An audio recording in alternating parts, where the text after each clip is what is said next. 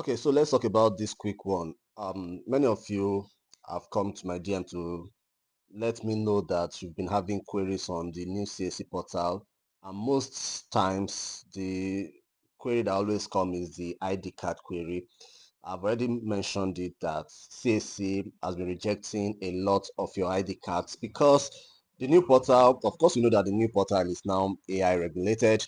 The new portal has been rejecting most of the ID cards because the only ID cards that CAC allows now, or for at least for now, are the ID cards that have barcodes on them. The reason is because the AI has to scan the barcode and get all the information on your ID card. That's the only way it reads its own information. So if you use maybe your voter's card that does not have a barcode, the system will not be able to read it. And what that means is that it's not going to approve it. So it's going to come back to you as query. So the only ID card that you can use now that we can verify is the NIN that has a barcode. But the problem is that most of the NINs that you guys have, you printed it out from some of these business centers.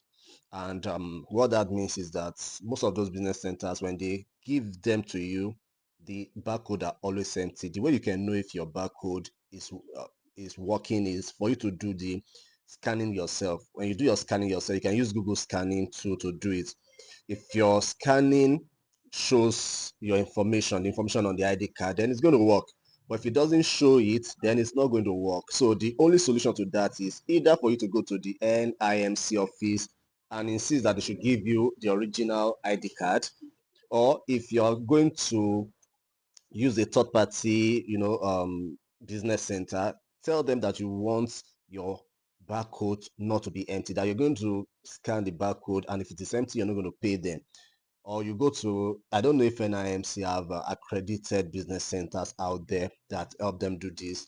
I would have suggested that those are the kind of people you should use, because if you just go to any office to any business center to do this, it's not going to work.